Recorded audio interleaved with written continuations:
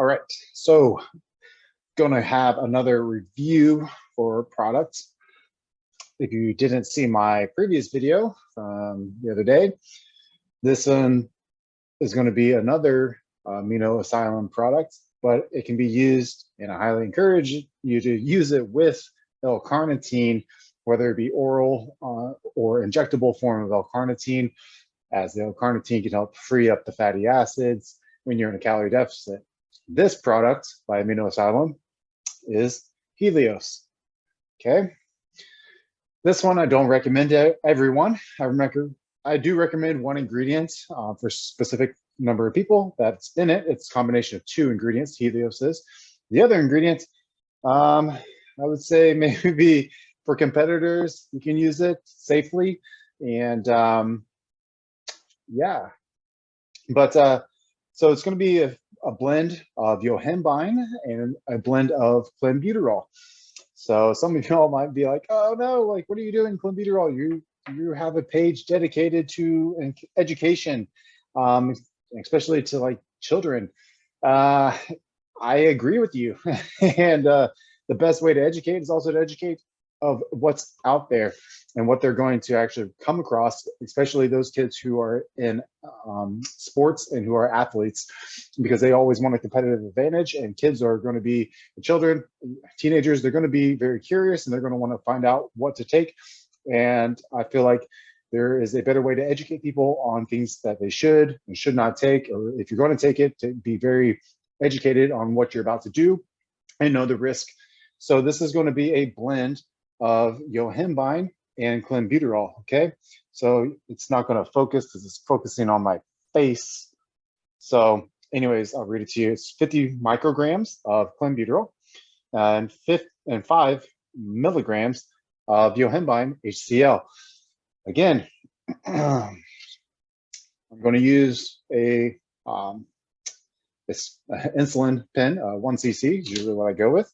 And I'm going to, right now, what I've been doing is I've been using this subcutaneous, so into the body fat, and not intramuscular. You probably could use it intramuscular. I don't really know the effects if it will be as potent, because this, alongside with calorie deficit, exercise, and consistent increase of NEAT, non-exercise activity movement, and also the carnitine can help to, again, try to spot reduce those stubborn areas. And we really want to spot reduce some of that body fat when you're down to low body fat percentage. We're talking about competing, or we're talking about recomposition to your body, and you're trying to get ready for a photo shoot, or you've been just stuck, like you don't want to decrease calories anymore because you can't, because it's going to eat away at your muscle, or it's going to impede muscle performance.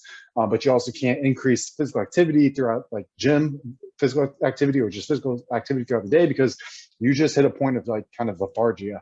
And we don't want that. That's going to cause you to have a spike of cortisol, increased cortisol. And so these are some of the little tools that we can use to finite and make that pressured coal, that diamond, really sparkle, right? We want to bring it out. So this is where this comes in handy. So what I've been doing, started using this the same time I used the carnitine. And again, I titrated up the same way I did with the carnitine. So the first week I did just, so on the 2, so the second tick on the insulin pen. So I did that. The third week I did to 3. In the fourth week, I did to 5. So I'm not even using the full dose, the full 1 cc of this, and I only use it once a day. And the half-life of Clenbuterol is usually going to be 24 hours, and yohimbine is actually like in the lower of like 2 hours, taking orally. So the subcutaneous metabolism, I'm assuming it's going to be longer. I haven't found like real clinical data proving this or supporting this, so I'm not going to make any bold claims. However, I do feel it, and I've taken oral yohimbine, and it makes me more jittery and kind of cold sweats due to its alkaloid effect. This one, I don't get it, but I also get that increased blood flow, because that's what yohimbine is trying to do to those stubborn areas, is trying to increase that blood flow. The more body fat you have in the specific area, the less blood flow, which means the less releasing of body fat, stored fatty acids to the area. So we want to increase that blood flow as much as possible. Also, you get a great erectile effect to it as well. So very similar to like a PDE5 inhibitor, so like Viagra. Similar effect. It stimulates blood flow. The clenbuterol I've taken orally, and again, that's going to be a 24-hour half-life. I've definitely felt that, and I've gone up as high as 120 micrograms. And the cramping is what's really, really bad. My heart rate can take it, but the cramping is really, really bad. This lower dose, I feel it. I get the burst of energy. It's slightly, I would almost say, anabolic in a way, not to building muscle, but to sustaining muscular endurance during a workout. And so to me, that helps with anabolism whenever I am working out, because I'm going to be tearing down the muscle more, and I will be building it up with nutrients post-workout, so causing an anabolic state. So is it going to be considered an anabolic? No, it's not. But clenbuterol is like a cousin to albuterol, which is going to be the inhalers for asthma, right? So clenbuterol, usually veterinary use, it's going to be used for like cattle. So there is regulation in clenbuterol, and there are anecdotal evidence, case studies with human trials. We do see that even in Olympic athletes or endurance athletes, strength athletes, they will use this, and it's not uncommon, very not uncommon. So if you're competing in a tested federation, I would say check and see what drugs they're testing for under WADA or whatever other federation that they test under.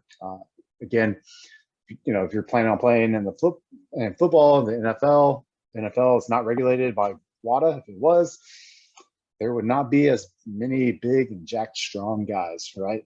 We just know that. So the effects of this have been great.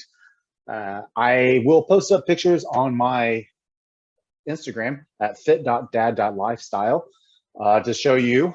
I have been pretty much the same in calories, as far as in the 3000s per day, and protein over 1 gram per pound of body weight, and carbs fluctuate, and fats are going to be around 75 grams of fat a day to 100, and that'll fluctuate as well. So based on carbohydrate intake of the day. So what are the benefits of yohimbine and also clenbuterol? So I'm going to go ahead and share my screen, and again, we're going to go to my favorite website. It's going to be examine.com. So really, what is yohimbine? It is actually an alkaloid coming from a tree bark, but what it does as far as like helping with fat loss, it's going to be an antagonist. So it helps to deactivate what's called your alpha-2 androgenic receptor. And so that's, if you have the alpha-2 androgenic receptor activated, it's going to try to store body fat. That's just a defense mechanism for your body. It's a self-preservation mechanism. So in times that we are in famine or we don't have enough food, we want to make sure that we do have enough body fat. And this alpha-2 androgenic receptor can actually get activated whenever you are inactive for a period of time, and it accumulates the fat cells around that area. Now, you might say, hey, that's not true. Where's the clinical data? We have specific data on journals for kinesiology and physiology and body fat accumulation. Again, it's going to be in mice. There's not going to be in humans per se, but we do have anecdotal evidence, and also in our workforce. So if we look at people who have desk jobs, if you're one of those people, you're like, hey, I have a frumpy butt, you know, I have a couch butt, it's not toned, it has a bigger hip area. So when you sit down, it's almost like it's trying to cover the chair. That lack of inactivity can reduce blood flow to that area, and that causes the alpha-2 androgenic receptors to store body fat in that area. So it is a little bit harder to get rid of. And we also accumulate it around our lower midsection, kind of the stubborn body fat areas. And so we would like to do, people think that they can spot reduce with abs, like workouts, like ab crunches and such, or those waistbands, and they put the sweet sweat on it. If you look at products that are actually going to be great for that, topical, it's going to have yohimbine in there. It's going to have yohimbine. It's going to have capsaicin, so like cayenne. It's going to have some sort of like maybe glycerol in there. It's going to have maybe caffeine in there.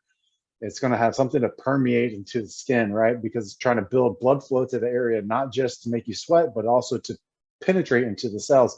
So that's the cool thing about yohimbine is it can also be mixed with specific ingredients and be used transdermal and to get into your fat cell area, so into your bloodstream, so within your subcutaneous fat, and try to help with and activating those alpha-2 receptors. And again, I usually will take this on an empty stomach, the same way I would as if I were to do oral capsules of yohimbine before the workouts or before cardio. I would do that on empty stomach, and you kind of have to titrate up because the more that you do, the more jittery you can get. So on examine.com, it also goes into how yohimbine helps with erectile dysfunction.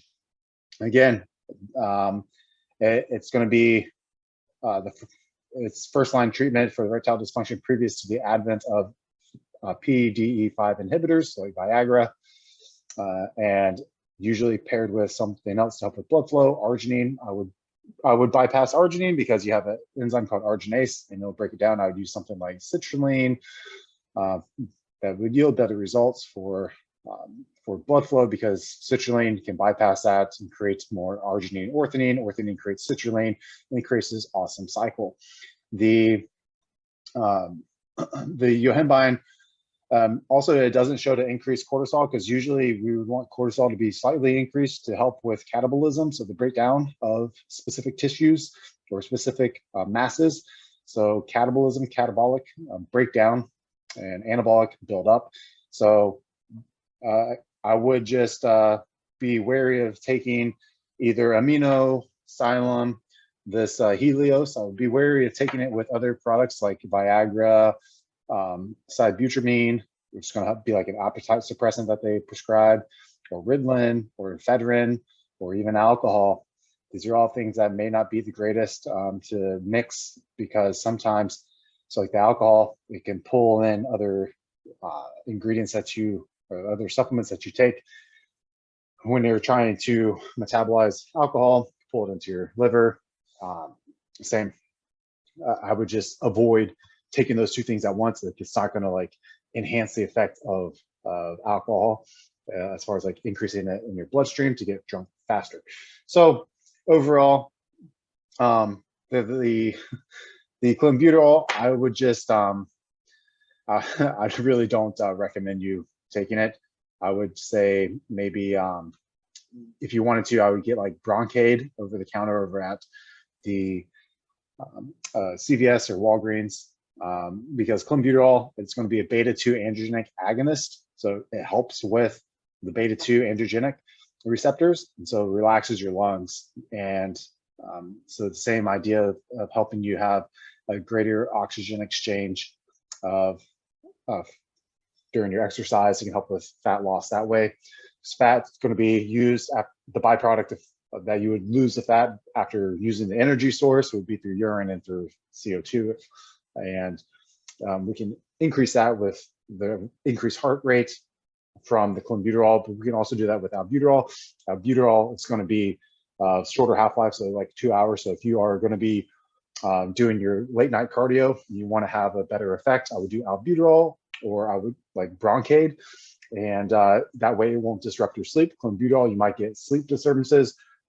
You for sure will get some cramps. So increase taurine, increase electrolytes, which is sodium. It's very important. Increase sodium when you're on this. The last thing you want to do is get like these cramps in your neck or in your fingers and your toes. Charlie horses, like in your calves, they don't even compare to like the cramps that you get in your hands, and you're trying to like like count money, or you're trying to like open a jar and your hand just like literally cramps up and it like just contorts to where you have no control. And my toes would do that while I'm driving. So I don't have that effect with the injectable form. And I don't have any of the adverse shaky hands, which I've never gotten before from oral clenbuterol or albuterol. I don't really get that. I have a low heart rate to begin with, which is why it has a good effect on me. And I don't have many side effects. Side effects, they are effects. They're what's going to happen. And if they happen, that usually means you usually got the good stuff. It's not fake or bunk. And but if you also feel the effects, but not so many side effects, then again, that's also good stuff. So that's where, again, Amino Asylum, I'm feeling the effects, but less of the side effect, which is great. Usually 2 weeks on, 2 weeks off, 5 days on, 2 days off, 5 days on, 2 days off. I like the 2 weeks on, 2 weeks off. To me, it seems to help maybe reduce catecholamines in the body because you have so much dopamine, norepinephrine, and epinephrine being released. So 2 weeks on, 2 weeks off, that's usually what I like to do, get rid of some of that catecholamines. And by increasing the B12 and also, which you can get on Amino Asylum, you can get injectable B12, and you can also increase your B vitamins and maybe help reduce some of that catecholamine. And again, also taking PQQ, which you can get combined with CoQ10 to protect your heart, but that can reduce the TMAO from maybe your exposure to higher amounts of carnitine in your body. If you're really predisposed to cardiovascular disease. So I'm leaving it there. Those are my two things that I like back here. These two guys, Amino Asylum and insulin syringe. Go to your local pharmacy and say, hey, I need some of these, different sizes. So like, share, comment, subscribe. Let me know what you want to hear. I got another video coming up of a legal PED, and you won't guess it, or maybe you will. I don't know. There's hints all over. So like, share, comment, subscribe, and I'll see you guys back at the other video.